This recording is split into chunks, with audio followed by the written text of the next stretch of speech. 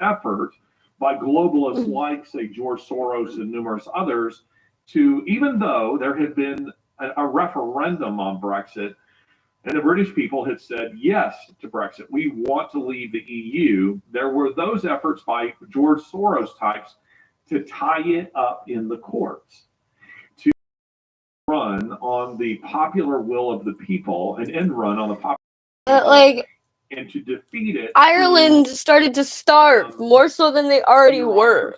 To defeat it through courts, to defeat it through experts. This kind of, is that an accurate portrayal of what's happened in Britain? Very much like, and we saw that example happening in Ireland as well, because when Ireland had to vote whether or not they were going to leave the EU or be part of the EU, they actually voted that they weren't going to be part of it.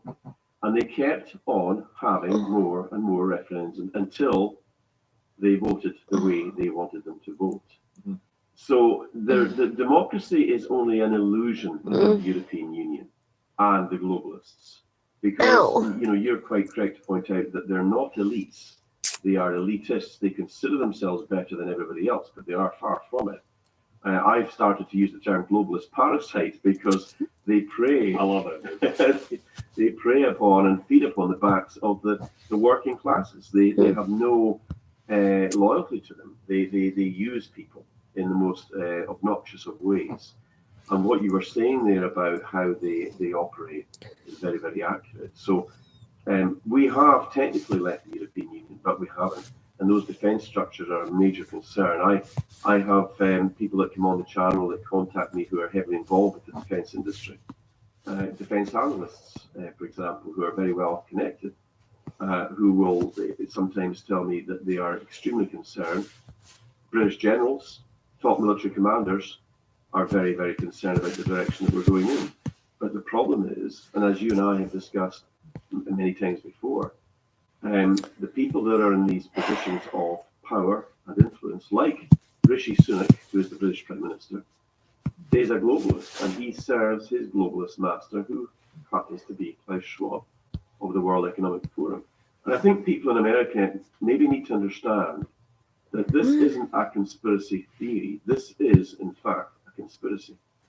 And there are real conspiracies that are factual, based in fact and logic. And when Klaus Schwab started to talk about the fact, in his own words, he had penetrated the cabinets of a lot of this is like one of the, there's quite a few words recently that, people have been using that I'm just like, please stop saying that word, because it sounds like he means something else. What was the other one that I keep hearing? I think people need to, especially in America. I think we're probably a little bit ahead of the curve in the UK in some respects, because we're seeing the fallout of that now. We're seeing these WEF policies, World Economic Forum policies, being enacted.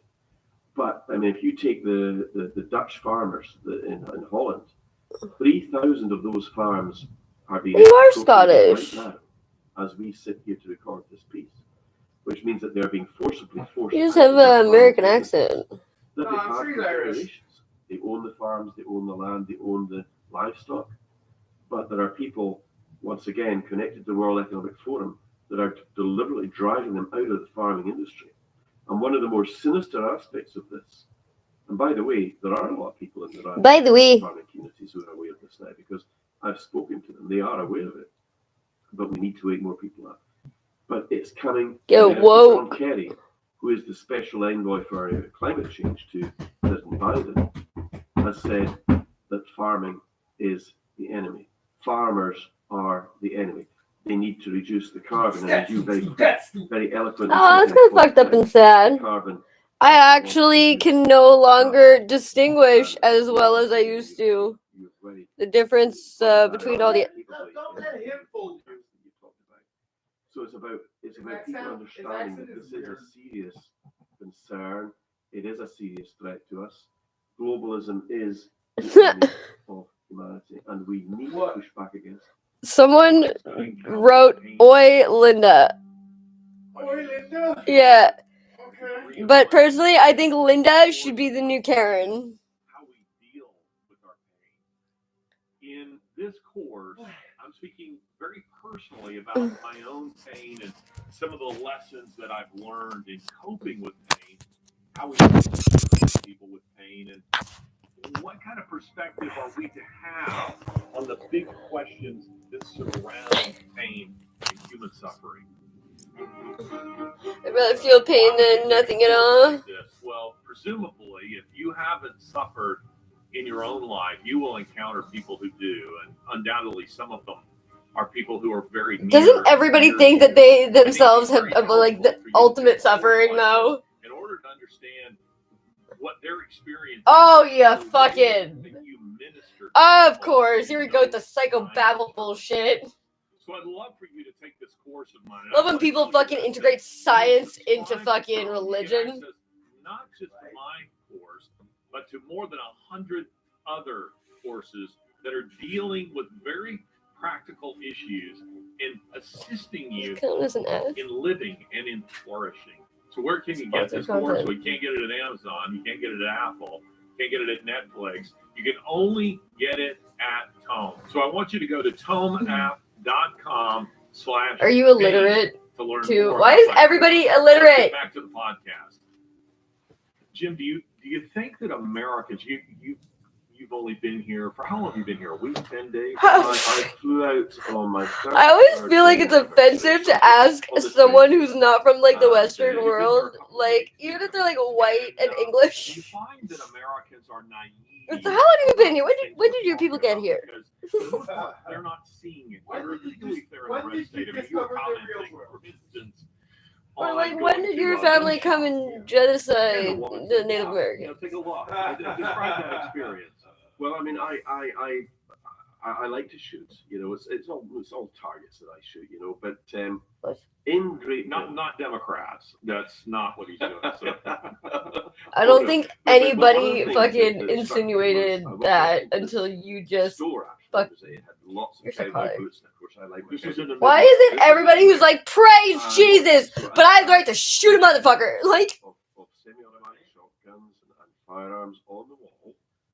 And I thought, wow, they're not chained up. Praise Lord's love, but the shoot doors won't fall down. And they would be padlocked, and they'd be behind a counter. You wouldn't be able to even touch them. But also there was tables with pistols, revolvers. They were with wires. You could pick them up and look at them, but you couldn't take them away. You know? Yeah, people do that with cell phones in tech stores. Doesn't stop people from ripping the fucking phone off the fucking mount. Like, it blew my mind because I thought, there's guns there, and there must be empty boxes. So I went over expecting them to be empty, and they weren't. They were full of all sorts of different rounds, from 270 to 308 to 9mm, whatever. It was all there. So I thought, wow, this is great. I'd love to take some pictures, but I thought I'd better ask permission first, just in case. So I spoke to a girl behind the counter. I told her I was from the UK. I said, we don't really get to see guns like this. Can I take some pictures? And she says, yeah, of course, more than happy to. And she said, would you like to see some of the guns? So took out some of the guns on the display, which was really good to see. And I asked her, I said, are you not worried that maybe somebody might decide to take some of that ammunition? But he says Madison has her ID. She says, nah, not really. She says, we shoot back. and she had a sidearm. She had a sidearm, and she meant it, you know. So but like, but I love the message. Fuck, man. Freedom. When like 15, 16-year-olds start getting a hold of fucking handguns and like bringing them to fucking school because they're getting bullied and shit, not so funny then. Like, gun ownership, and of course they wanted my UK perspective on it. no guns for anybody, not the police. We have some of the highest gun ownership. The only people who should have the rights to have guns, I think, are native people because they know how to actually hunt. Like, by and large, are not the problem. It's the illegal firearms that are being used in crime. But if you take away the legally held firearms that are quite legitimately used for defense in the United States, we see an explosion because of gun crime, because the people that have these weapons that are using them for criminal intent. Well, they would have a field day because nobody else would be able to shoot back at them. So guns are not the problem. It's the people that are behind them that are. But I it's think everybody definitely should people fucking that are there that are get a causing these free issues. gun. But that's a good by example default as a human of how being, or different nobody gets we any are guns at all. in terms of firearms, certainly in the UK and in the United States. So we do have firearms in the UK, but it's a whole different level of red tape and bureaucracy, and it's just way too much. But certainly very, very free in the United States, and I like the fact that you have got real freedoms here, but the people of the United States need to understand that there are people that want to take away that.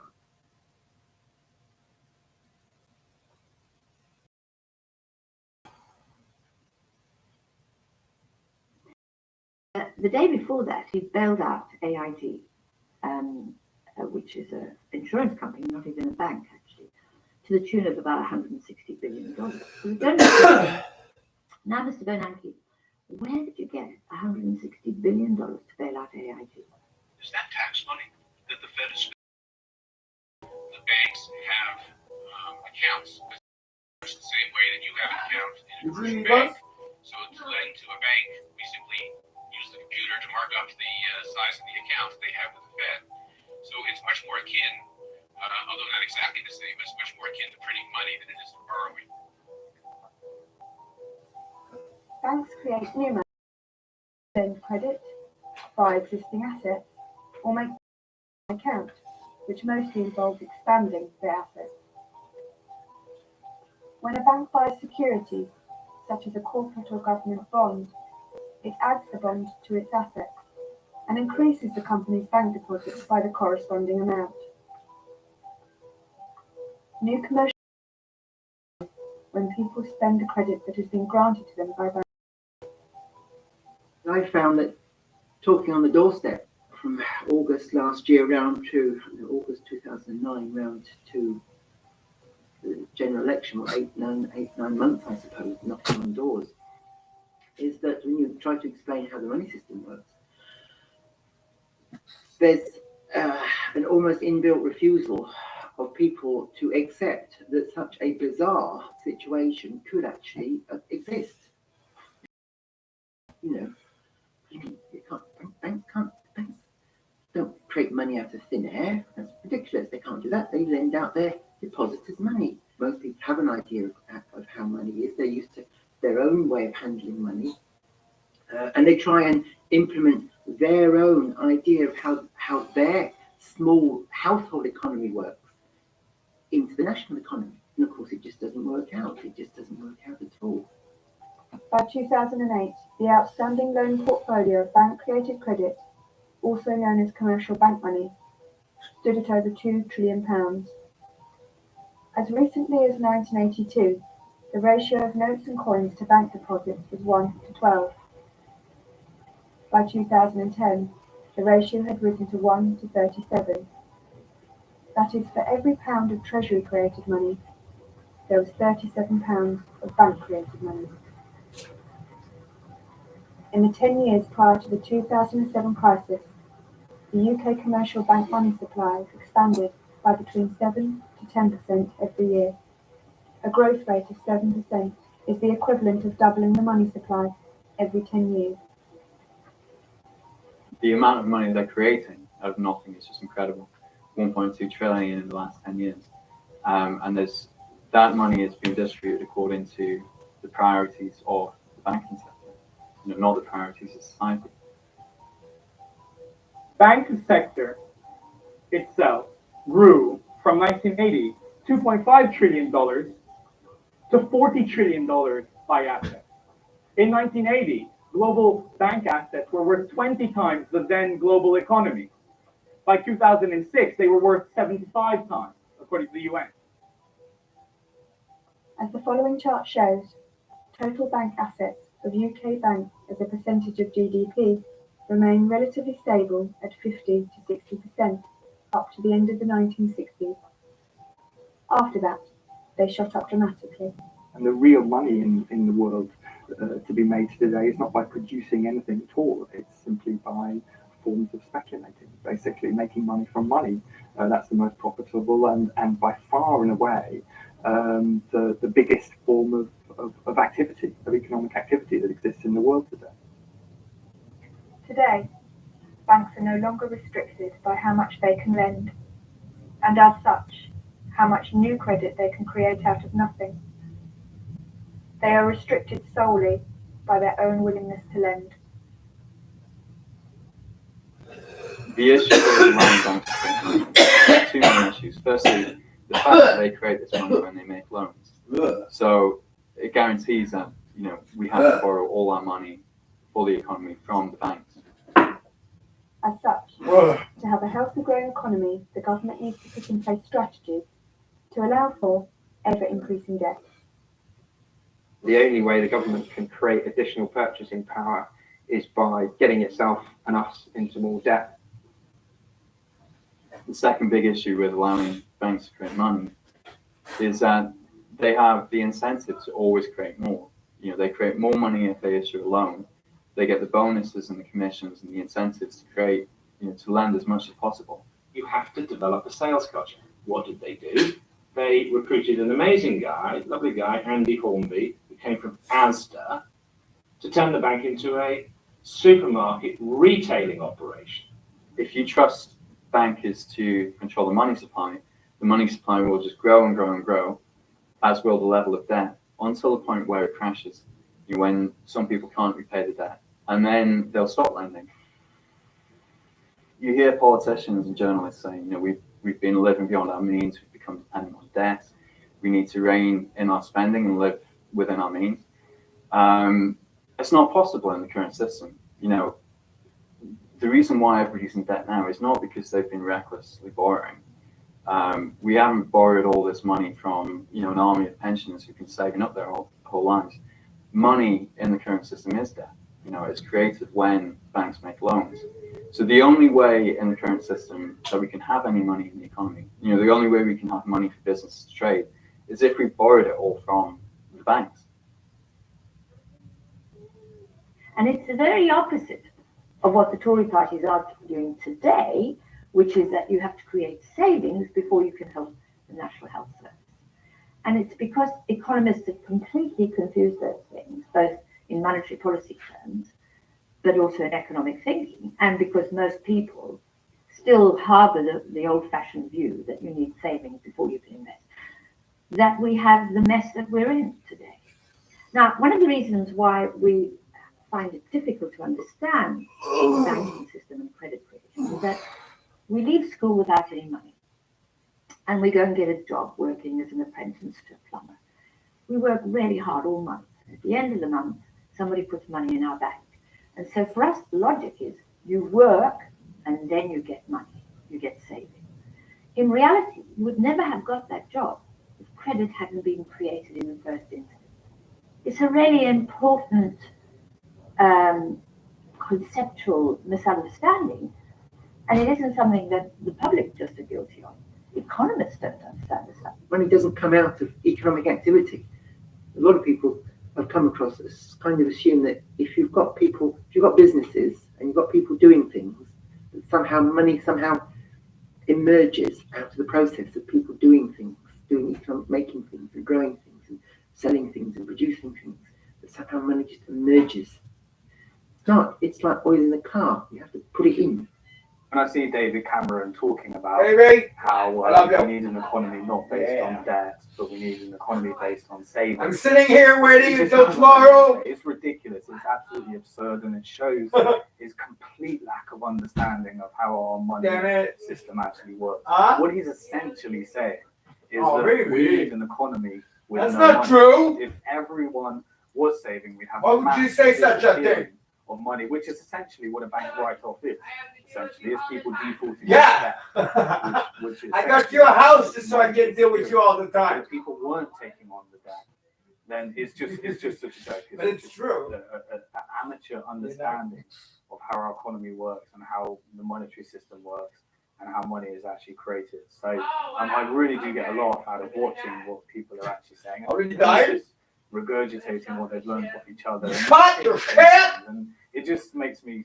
Oh my God! Really gets on my nerves. Can't believe you saw your shit! About, we need more regulations. We need to regulate the way banks are actually, and the bonus. It's all just one big smoke screen and working on all the symptoms of a greater disease, which is really, you need to look at the money system, the way money is created. And if we don't want any debt, then we're essentially saying we don't want any money, and we want a moneyless economy with the exception of the 3% that's created debt free. You know, it's a paradox under the current system. If we as the public go into further debt, then that's going to put more money into the economy and we're going to have a boom. When you have a boom, it's easier to borrow, so people get into even more debt. And eventually, you know, this cycle continues. It gets easier and easier to get into debt until some people get over in debt and then, you know, they default. They can't repay their mortgage. That's what happened it happened first in Subsaharan America.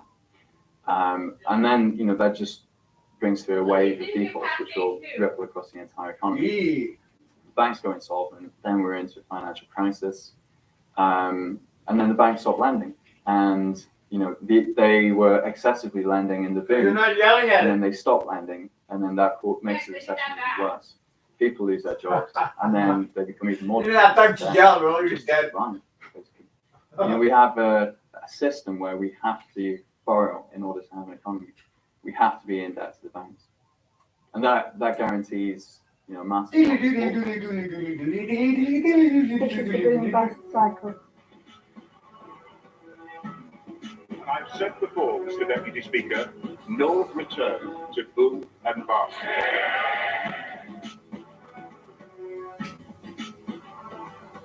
Let's bank lending must further increase.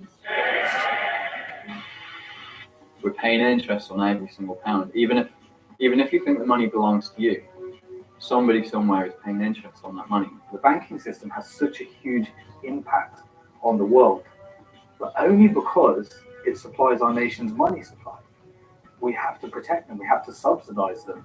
We have to allow them to continue, because the disaster of a bank collapse affects us all in a huge way. And anyone that says that we shouldn't have bailed out the banks doesn't quite understand the What, are you huffing and puffing now? System. That's like eliminating Huffing and a puffing? huge chunk of our money. Huffing and But puffing? also, bailing out the banks is Dog is huffing perpetuating and a puffing. system which is never going to work anyway. So whatever we do, Huffing we're and gonna have to puffing. cycle till we separate. Huffing and puffing.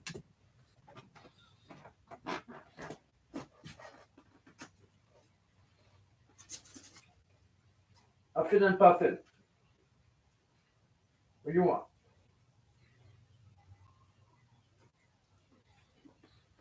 What? I brought you down the back so you stop huffing and puffing. What do you want from me? No.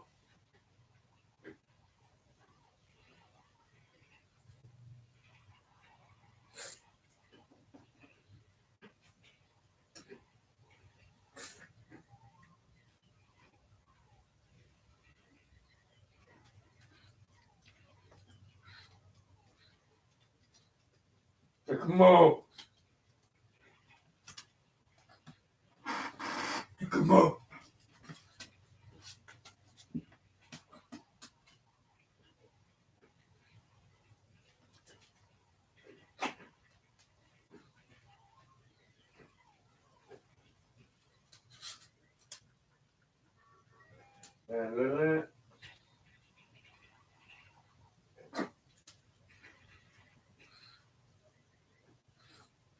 Puffin and fucking puffin.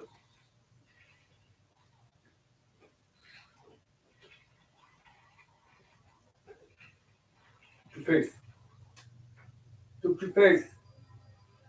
Little P. Little P, mister.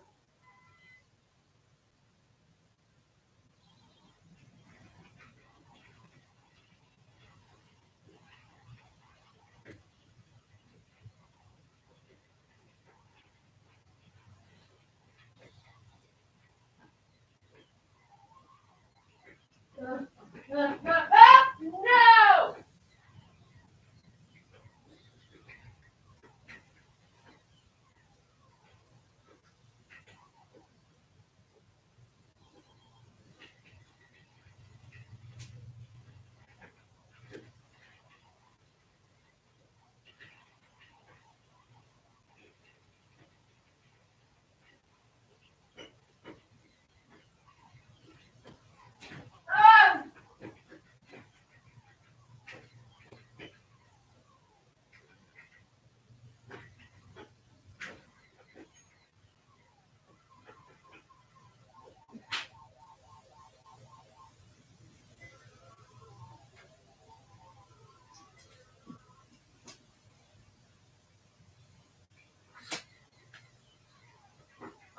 Jeez.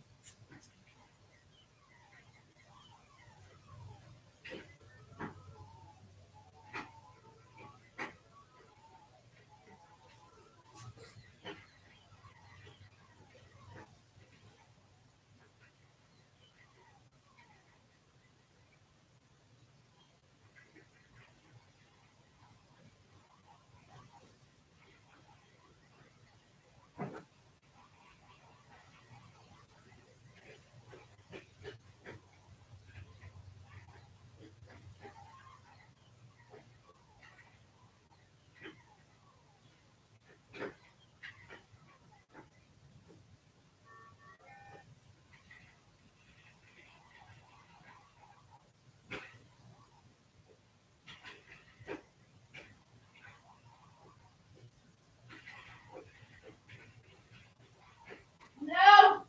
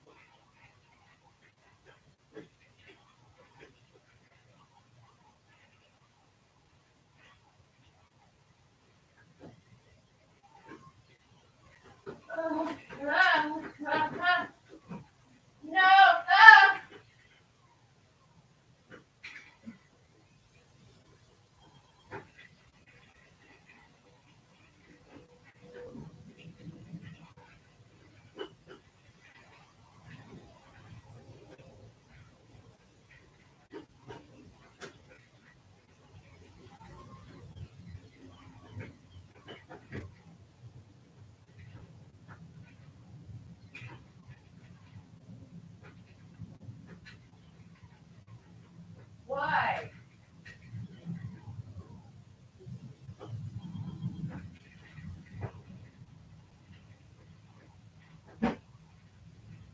No!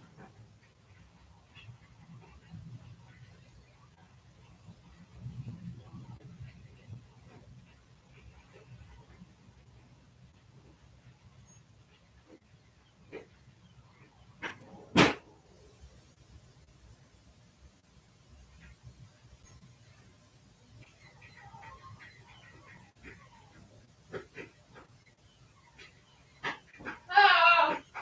No!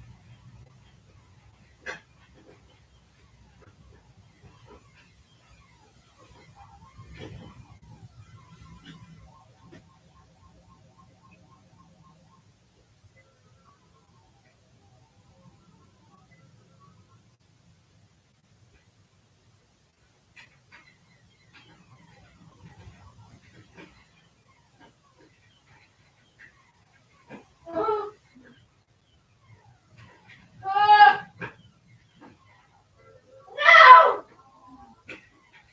You fucking dirty cunt, bitch. Oh, wow.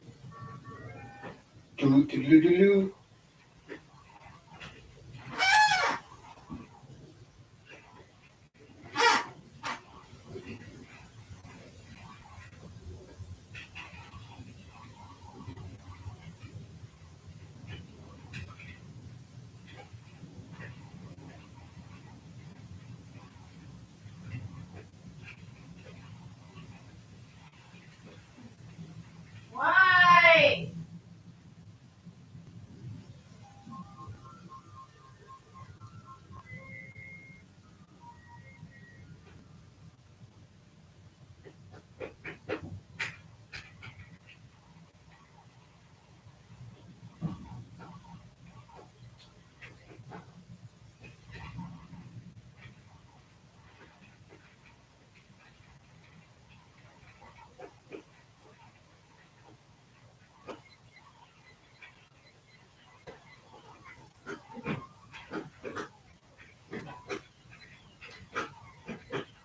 No, no. Oh my God. No! Bitch ass nigga. Bitch ass nigga. Look, bitch. I don't know why I do this. Bitch ass nigga. Bitch ass nigga. It's so funny, like when everything's quiet is when you're like, I'm good! And then like when I like play video games and or, like when you sit and play video games, it's like the polar opposite. Super quiet. You just sit quietly. And I'm like screaming like fucking profanities.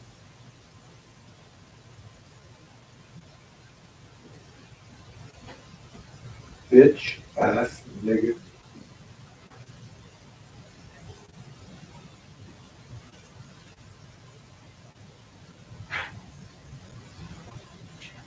Oh. Oh, you wanna go pee? Wanna go pee, mister?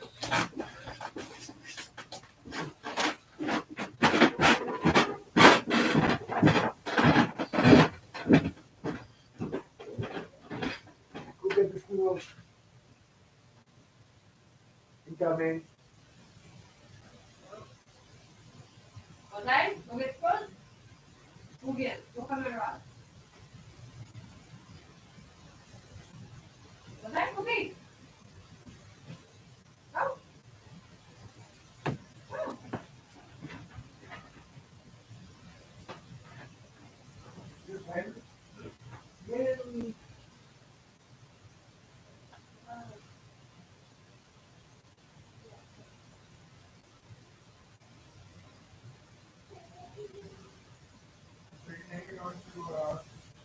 Go.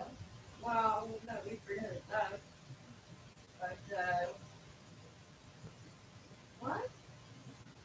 Well, I was going to do a lot of it. It was like on one. That's like, you need to know. I would like to keep a good what do you call it, before.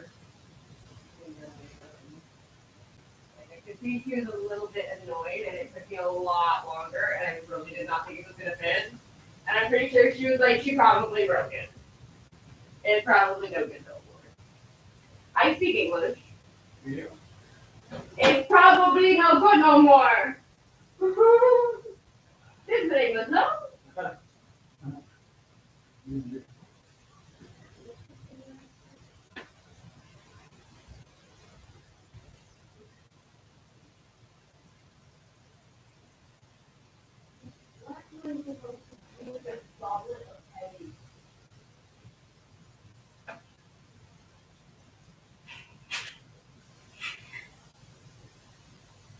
I get somewhere.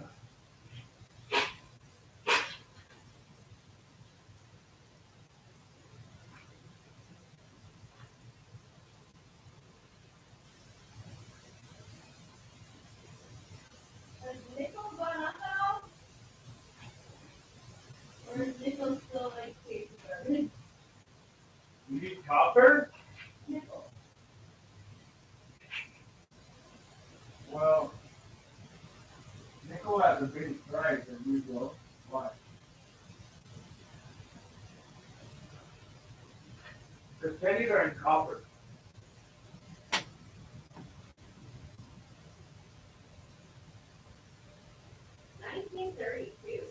What?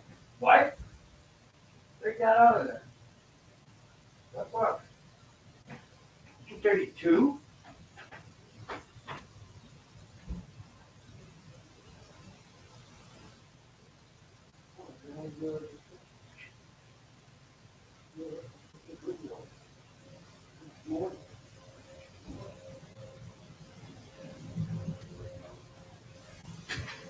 Longer?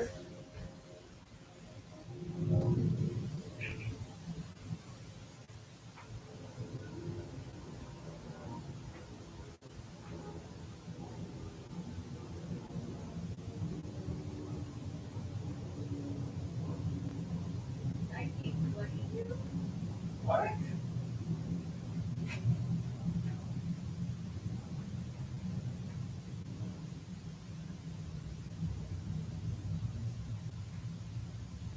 Never on it. It's on both sides. That's very, very valuable.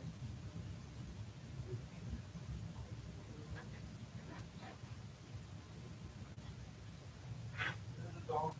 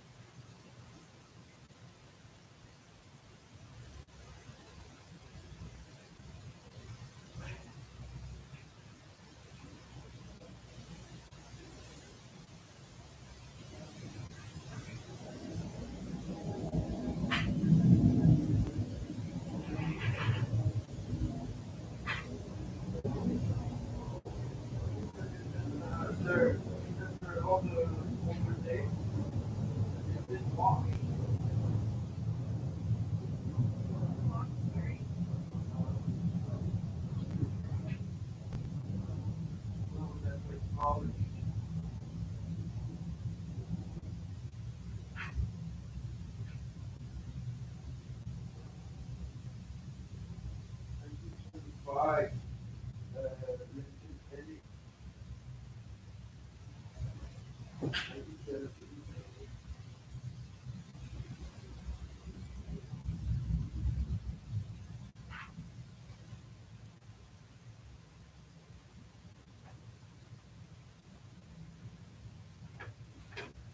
I love you, Brett. Face up.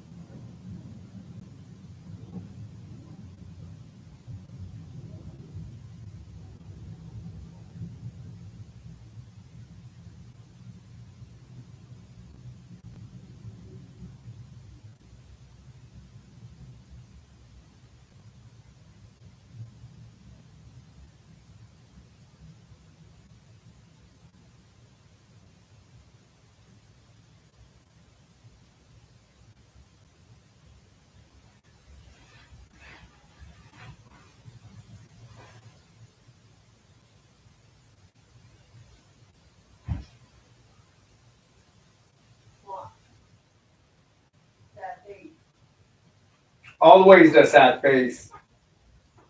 Always the sad face.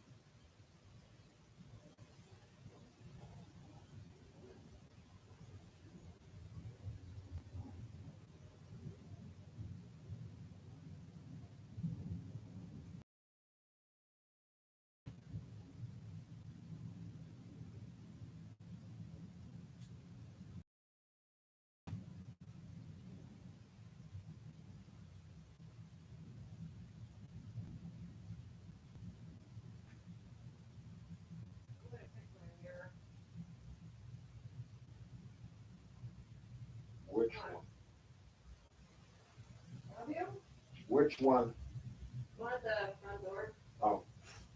Because I knew I had two of the bottom pieces.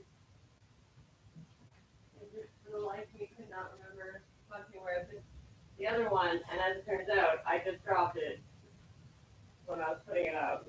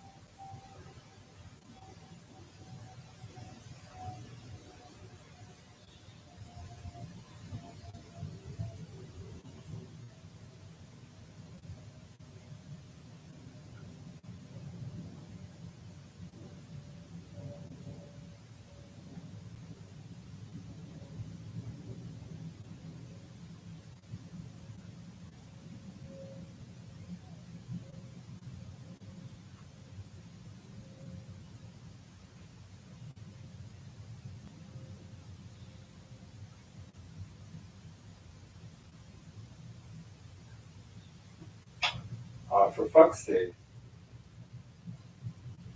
For fuck's sake.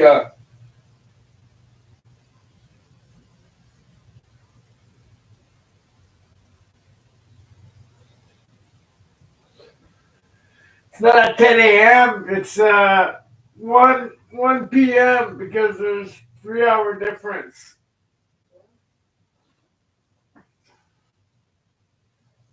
It's Pacific time. 10 a.m. tomorrow.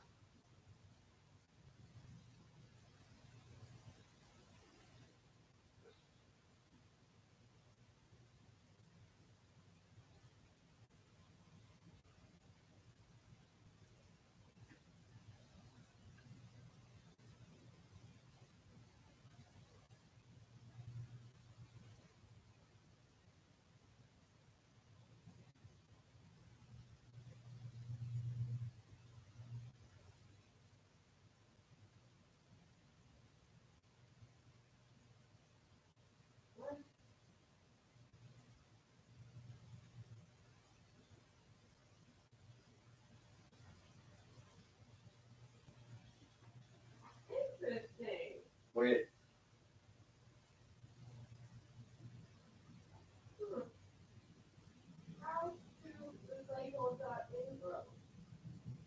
Because in Canada and the States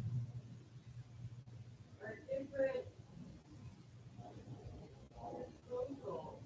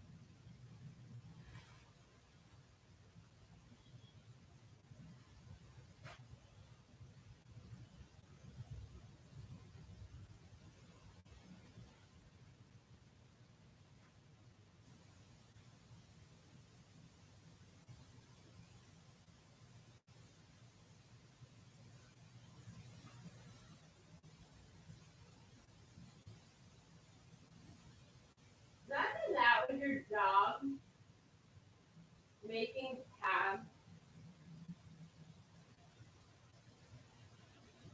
What?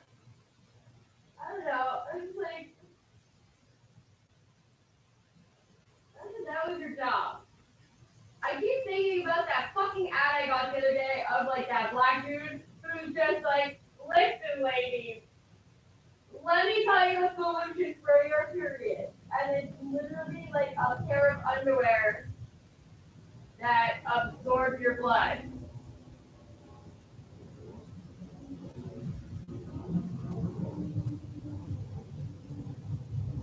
And I was like, that's kind of stupid. Also, I don't want a man talk. Like, maybe it's a bit sexist of me. I super don't want a man talking to me about periods. Ever.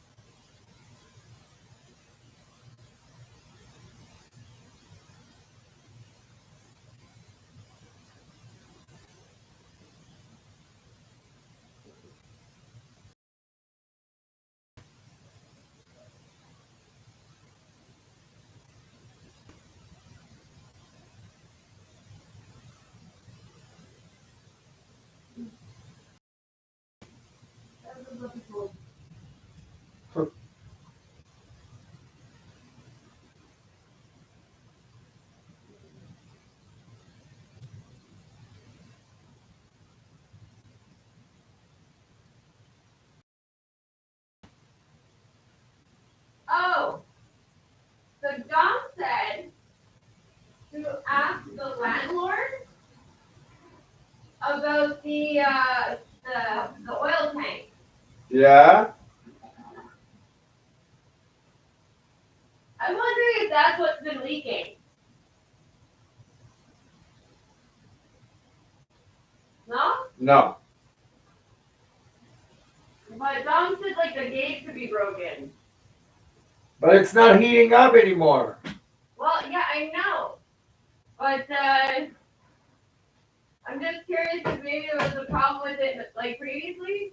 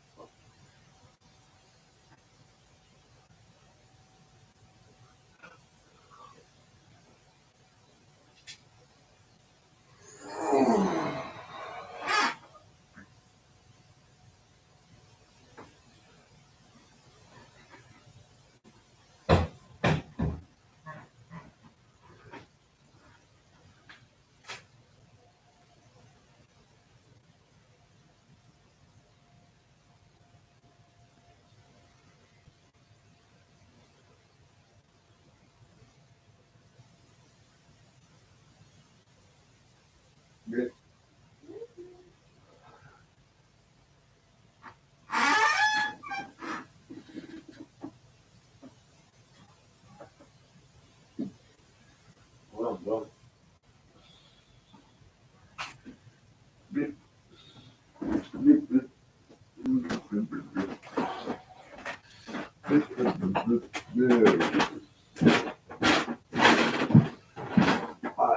see. Blip.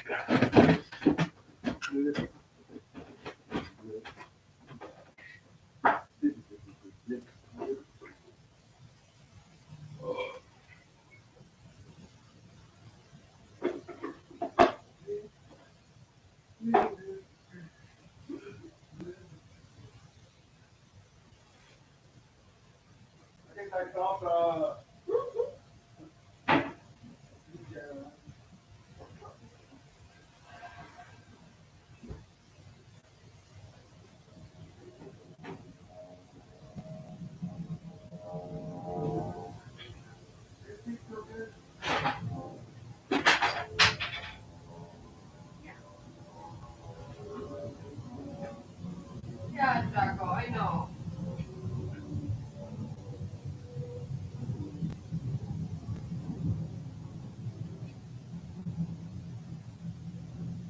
You better do. What?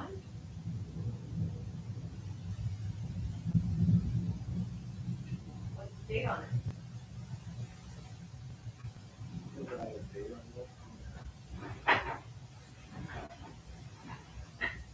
Oh, yeah, 2024-07.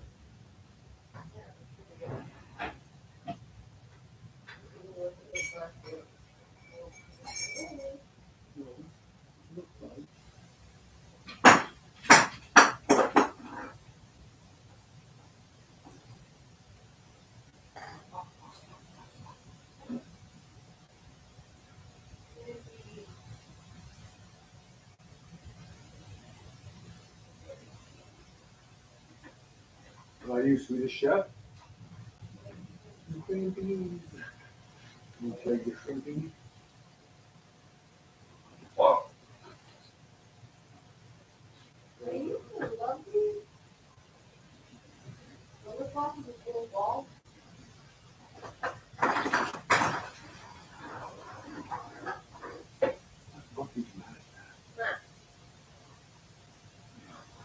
It's my dog.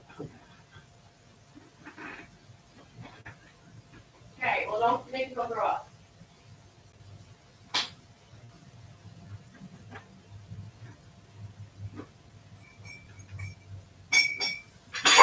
Hey! Turn on. Hey, oh, let's go. I do not like this. What? What?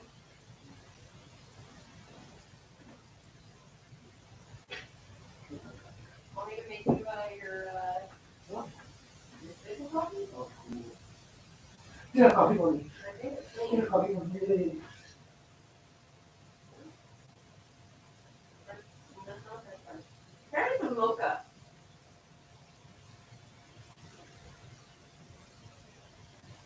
That's what it says on the top side of the coffee. Oh, look how much I do it. I think Get it there. You can get it there. Go get it there.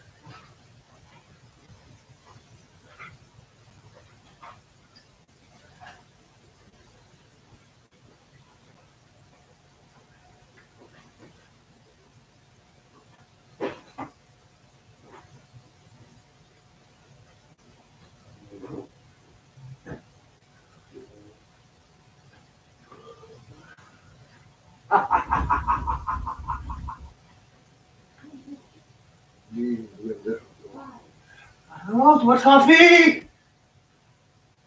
Fine, I'll go back in there.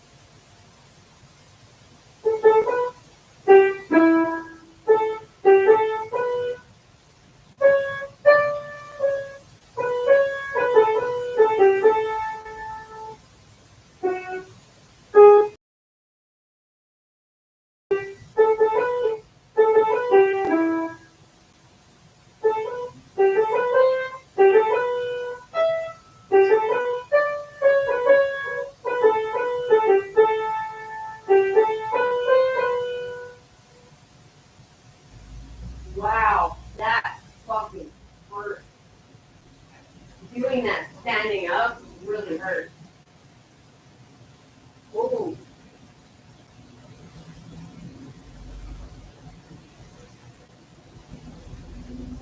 Yeah.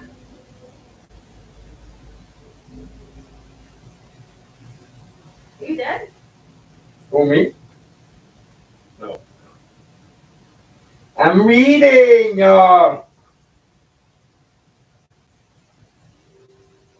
actually really good play.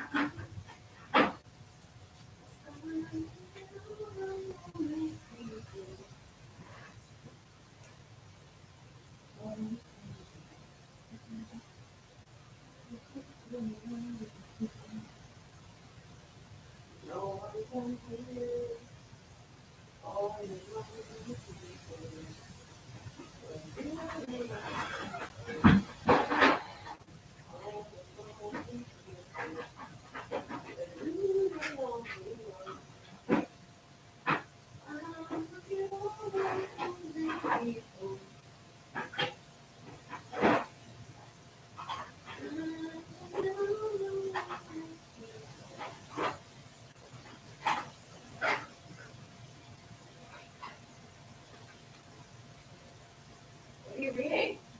About builds for next season, my game.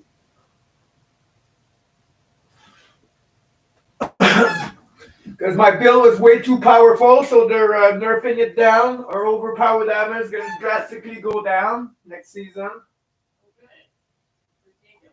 What do you mean, good? Because having a hit count that's like in the millions is just absurd.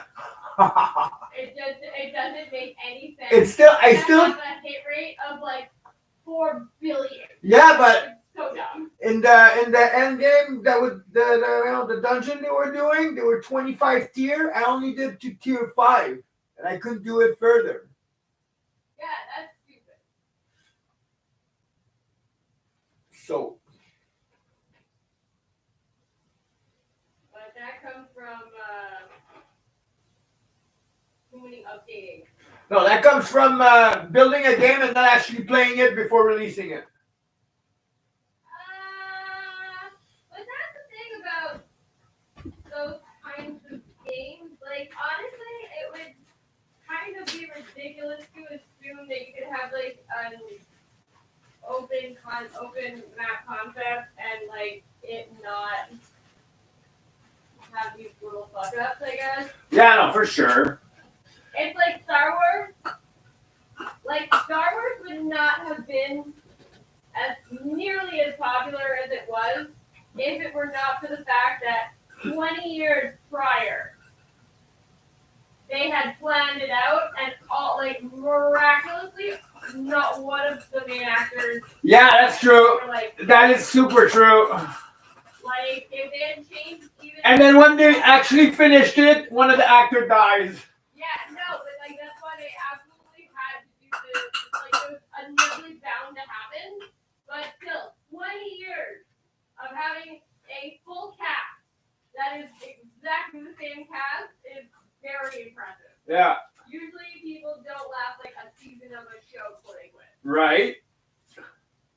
These people last their whole life.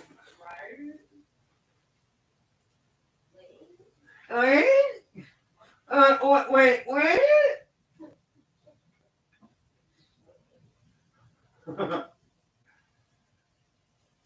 I'm fine to get over it.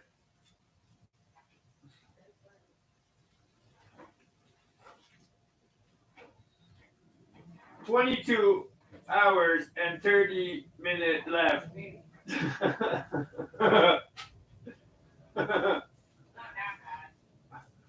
Huh? No, but everything, like, pretty much right now, if I win my game, everything I do in it is useless. Because everything resets tomorrow morning. Yeah.